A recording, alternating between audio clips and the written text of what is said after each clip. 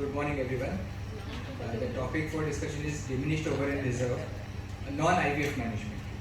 And I bring greetings from Nagpur Ovarian Society. Nagpur में आप सबका स्वागत है. And I bring greetings from Omega Hospital along with my team, Dr. Manisha, Dr. Parul Savji, Dr. Ashish Zararia, and Dr. Kalpana Jeta. Imagine a situation. A young girl married 2 years back. She is in her early 30s and she is now planning pregnancy. She comes to you for pre-conception counseling and she is not aware that her fertility has gone drastically down. Her AMH is 0.9 and her AFC is 3 to 4. So how, as a clinician, will you handle this situation? Will you bluntly tell her that you are for donor program, or what is your approach? And you need not imagine this situation because this is exactly what is happening nowadays. More and more patients are coming with diminished ovarian reserve.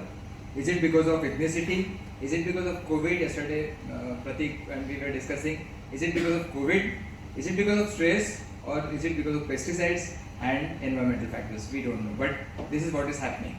So your approach towards diminished ovarian reserve is extremely important because late marriages are nowadays becoming very common, but the problem is with the young diminished ovarian reserve patients. For young girls, it's like a big blow, and those above 35, even they are also not ready to accept the fact that their ovarian reserve has gone down, and you have to handle them tactfully, and you should give them time, listen to them, and do it tactfully. It's a balancing act. So counseling plays a very crucial role. Now try to understand the 3 situations where ovarian reserve is low. The first situation, which is premature ovarian insufficiency, where FSH is more than 25 and AMH is very low. This is a condition of hypergonadotrophic hypogonadism, and as we all know, we just cannot do anything if the FSH is more than 25. Donor program is the only answer. But there is something called as diminished ovarian reserve, where the FSH is high, AMH is low, but the ovaries are still functioning. And then there is a condition called as hypogonadotrophic hypogonadism, where if the AMH is good, you can actually treat this patient with ovulation induction agents. So 25% of the patients in initial phases may ovulate and 5 to 10% may conceive. And that is the reason why catch them young is the mantra. Because once established, diminished ovarian reserve patients with FSH more than 25, donor program is the only answer. लेकिन हमेशा याद रखना, कभी भी मत बोलना अब बहुत देर हो चुकी है, तुम कभी माँ नहीं बन सकती. आज जिनको यूट्रस नहीं है वो भी माँ बन सकते हैं. You can go for uterine transplant, you have surrogacy, you have all options available. So never say तुम कभी माँ नहीं बन सकती. If you just look at a diminished ovarian reserve, here the situation is that ovaries are still functioning, and there is something called as chronological age and a biological age. The problem is that the biological age of this patient is not the same as that of chronological age. It is okay for more than 35 years of age, but what is happening is more and more patients at young age are coming with diminished ovarian reserve, and that is their biological age, which is creating a problem. And to understand this, you must know what is Poseidon criteria. You may say that we are not doing IVF, so we need not understand what is Poseidon criteria, but everyone should know what is Poseidon criteria, because this is something which gives you idea about how to go ahead with the patients of diminished ovarian reserve. First 2 situations, group 1 and group 2, are classical cases where everything is normal. Age less than 35, AMH is good, AFC is good, but there is unexpected poor response. So you stimulate a patient, you don't get a response. Second group is where the age is more than 35, but everything is normal, but you still don't get the response. Group 3 is Poseidon. Group 3 is something where you must focus and concentrate, because these are the patients where you know that there is a problem, but they are young patients. Their age is less than 35, and Poseidon group 4 is where the age is more than 35 and there is a problem. So young patients with diminished ovarian reserve is the category where you have to focus, because these are the patients which really require proper treatment. And from Poseidon it is clear that you should know 3 factors. One is age, second is AMH, and third is AFC. So these are the 3 ACEs which will predict the ovarian reserve. And if you look at the 2019 criteria or guidelines by FOGSi regarding ovulation induction, they say that AMH and AFC alone can predict the ovarian response. Age alone cannot predict, and FSH is not a good predictor.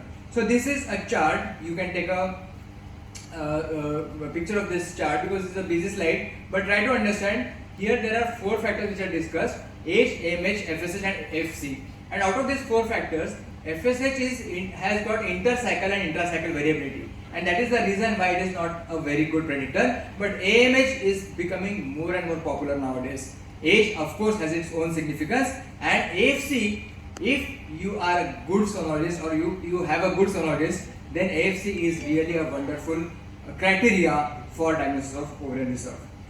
You must know what is the normal AMH level and what is the low AMH value. Less than 1.1 is definitely low. 1.1 to 3.5 you can categorize it into 2 categories. 1.1 to 2 is where it is lower side of normal. 2 to 3.5 is normal, and more than 3.5 is definitely high. There is of course a lab to lab variation, but this is overall what you should know. And how do you start the treatment? First thing you have to do is start the treatment as soon as possible, and you have to give some time to the patient. During this time you can start adjuvants, and this is the list of adjuvants which are available. We will discuss one by one which are the adjuvants which you can use in non-IVF cases. First and most important thing is this diagram, which is extremely important because it gives you idea about the physiology of the folliculogenesis. There are 2 phases. One is the endocrine control and second is the paracrine control. And the endocrine control is something which is FSH dependent, and therefore you start the ovulation induction, you are focusing on that second part. But there is something called as the primordial follicles going to primary follicles going to secondary follicles, then they become small antral follicles, and then there is a dominance. So this process or initial phase of recruitment is more important for us, and this is where you have to focus. So if you give treatment for more than 70 days, it is going to have its impact on the oocyte quality and folliculogenesis, and therefore you can try adjuvants during this period, and this is the period which is important for us. And the most popular drug is of course DHA. Patient जब आपके पास आते हैं तो सबसे पहला सवाल उनका ये रहता कि मेरा AMH बढ़ाने का कुछ तो करो, मुझे कुछ दवाई दो जिससे मेरा AMH बढ़ेगा. And then I say that I am 53, मैं 16 साल का नहीं हो सकता और मैं 35 का भी नहीं हो सकता. But what I can do is I can try to be young, look young, and similarly you can actually try to extract the follicles which are oocytes which are available in the ovary by giving adjuvants to them. But they are not going to increase the folliculogenesis, they are going to help you in extracting the follicles. And the most important drug is DHA. It is a mild androgen, and it is the paper by Norbert Drescher in 2011 which has given this clear-cut idea that DHA is a good drug as far as adjuvant is concerned. And even there are Indian studies by our own Padma Rekha Jirge which says that DHA has got a good response in poor responders, and it is known to reduce the miscarriage rate as well. This is important for us. So DHA can be given in patients where you are not doing IVF. Yes, you can give DHA in patients where you are not doing IVF, and DHA can be given in the dose of 25 mg TDS or 75 mg once a day. And 75 mg once a day is something which we are nowadays using in more and more cases. Of course, IVF is better, but you can give DHA in non-IVF cycle. Second is testosterone supplementation. Testosterone gel is something which is used very commonly in IVF cycles, but you can use it even in non-IVF cycles. 15 to 21 days prior to stimulation, you can give testosterone as 12.5 mg gel, and this is something which is used, and there are studies which show that it has got its own impact, and therefore you can use testosterone gel.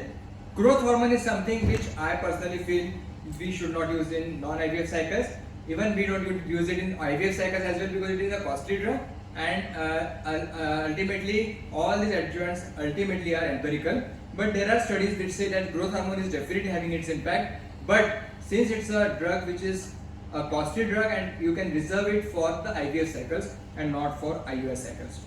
But there is something called as pyridoxine. I call it Garibo ka growth hormone because it is cheap and it has got its own effect on ovulation, and it is really a good drug. 60 mg BD starting from the day of stimulation can be tried even in non-IVF cycles.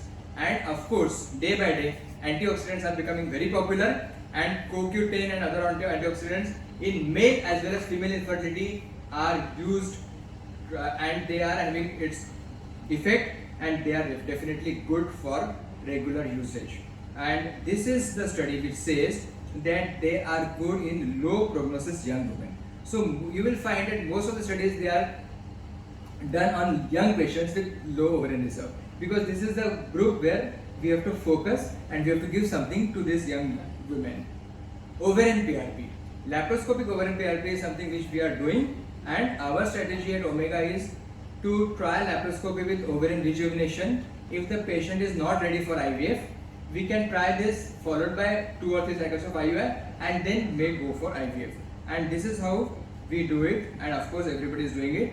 It is done laparoscopically. You can see the ovaries which are small in size, and then you can actually inject PRP into the ovaries with the help of a needle.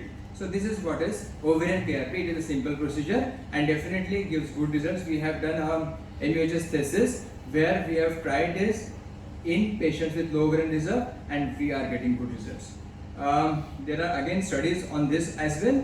Stem cell therapy is something which is new, and I think stem cell 15 minutes are over?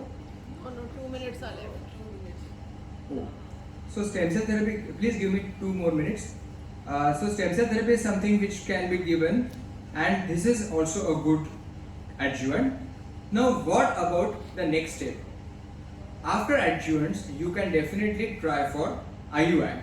I have seen that there is no protocol as far as diminished ovarian reserve is concerned, and most all the studies they talk about IVF. But if you still wish to go for time intercourse or IUI, then it is better to directly go for IUI, because IUI gives you low results as compared to IVF, but definitely IUI is good as far as the pregnancy rate is concerned and the continuation of pregnancy is concerned. So if you try 2 or 3 cycles of IUI, definitely you can get good results, and though the pregnancy rate is low as compared to IVF, but the rate of continuation of pregnancy is more with IUI. If you look at the protocols for IUI, then it is better to start with letrozole and gonadotropin combination, because this is the protocol which gives you good results comparable to gonadotropin alone, and therefore it is cost effective and gives you good results as well. So this is something which you can try in IUI. Now the question is when to go for IVF. अगला पड़ाव हम कब जाने वाले हैं? And this is the question which is a $1 million question, because ultimately you have to decide when to go for IVF.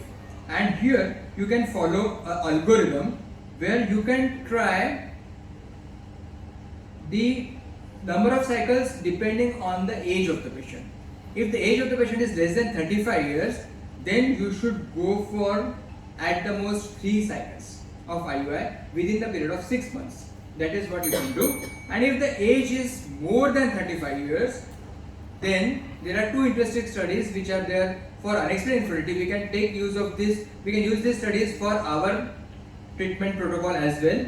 There is something called as FAST trial and 40 trial. What is this FAST trial? FAST trial is something which says that if the age is more than 35, you should fast track the treatment, and you should try for not more than 2 cycles of IUI, and if there is no response, immediately shift to the IVF.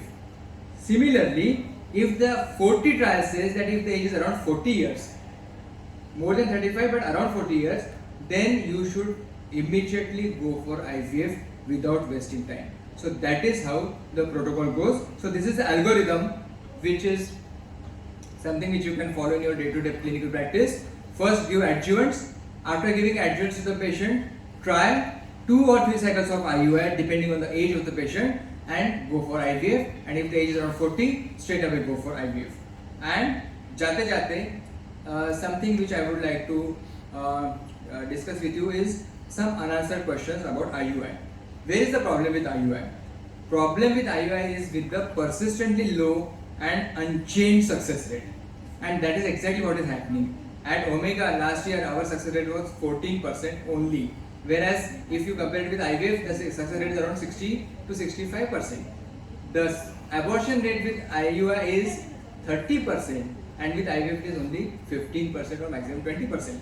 So we must bridge this gap between the low results of IVF and very good results of IVF, because day by day IVF results are improving but the IVF results are not improving. And I don't know, this is a question which is unanswered, but we must try something for this, because IVF has got social as well as economical impacts.